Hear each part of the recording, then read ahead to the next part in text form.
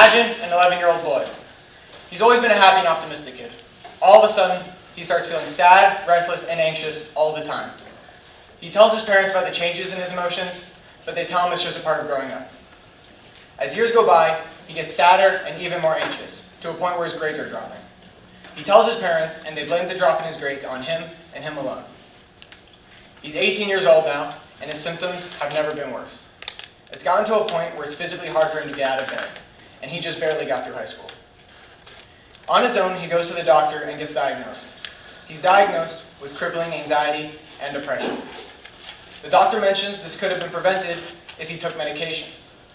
But he was never able to get medication because he never got diagnosed until now. He realizes how much better his life would have been if he was diagnosed earlier in his life. Cases like this are a perfect way to show how important it is to be diagnosed with a mental illness. Being diagnosed with a mental illness at an early age helps the future of those suffering more than anything in their life.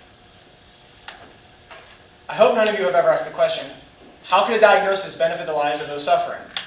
Because that's a question that's only asked by those who know nothing about mental illnesses. However, if you have and still do, allow me to elaborate. For those that don't know, mental illnesses are health conditions involving changes in emotion, thinking, behavior, or a combination. Anyone can have a mental illness. Doesn't matter about race, gender, social status, or sexual orientation. In the US, 52.9 million people are affected by mental illnesses each year. That's enough to fill up Mercedes-Benz Stadium 705 times. 7.7 million youths from the ages of 6 to 17 years old experience mental illnesses yearly. I'm sure many of you are part of that number and know about the many different types of mental illnesses and how it can affect someone's life if not treated properly. However, I'll be talking about 4 of the most common and well-known. Out of the many mental illnesses, anxiety, depression, ADHD, and bipolar disorder are some of the most common.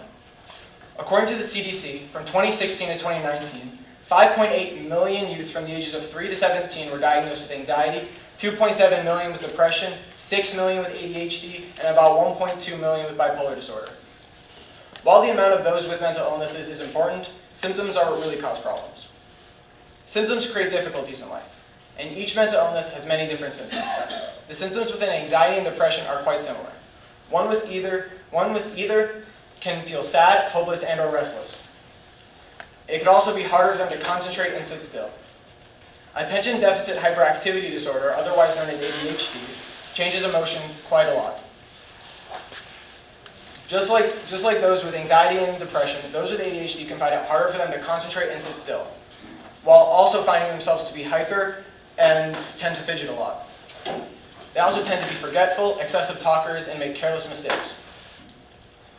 Bipolar disorder has some of the most varied amount of symptoms with the inclusion of mood episodes.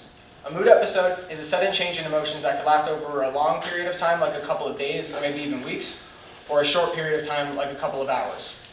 There are 2 types of mood episodes, a manic episode and a depressive episode. You would think with most of these symptoms, most would be treated, right? That answer may surprise you. According to the Anxiety and Depression Association of America, 1 in 8 children are affected and diagnosed with anxiety, but 80% are not treated. Without medication, therapy, or treatment for anxiety, those with it can experience long-term issues. Those with depression that don't treat it properly can make their already severe symptoms even worse. Untreated depression is a serious problem.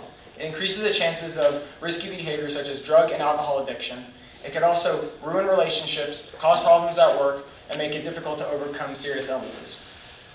If those around the world who weren't treated got treated when they needed to be, the previously mentioned problems would not occur as frequently. In order to publicize the importance of diagnosing, over the month of May, which is Mental Health Awareness Month, I will be setting up an Instagram account. On this account, I will be posting quotes and images that have to do with my topic, as well as stories from those who were diagnosed later in life and how it changed their life for the better. Hopefully, those around the world who aren't diagnosed will see this, and be influenced to get diagnosed. Those around the world that aren't diagnosed is immeasurable. But I believe with the right push, that number can increase immensely over the next couple of years and open the door for those suffering to live a happy, diagnosed life. Thank you.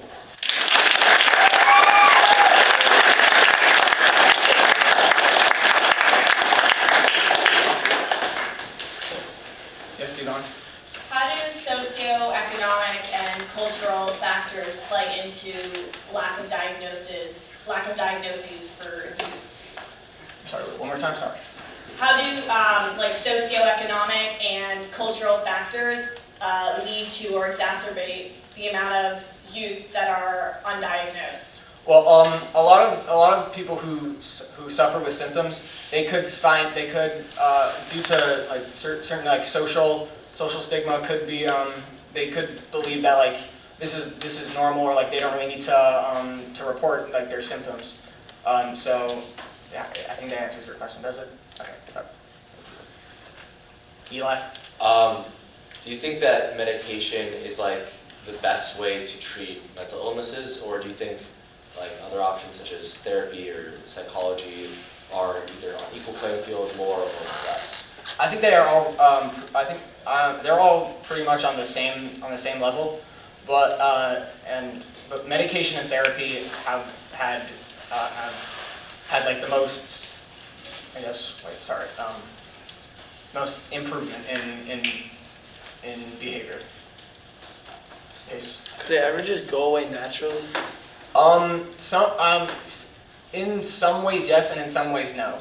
With medication or therapy, one can overcome certain symptoms and feelings, but they never go away completely. Jared?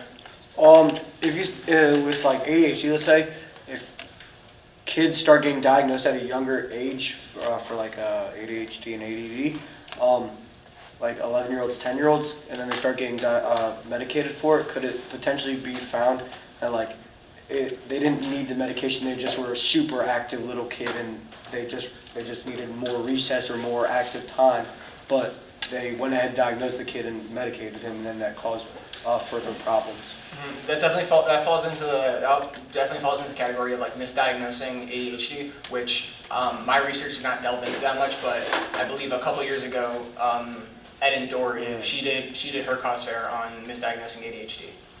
Yeah. Any other questions? Comments?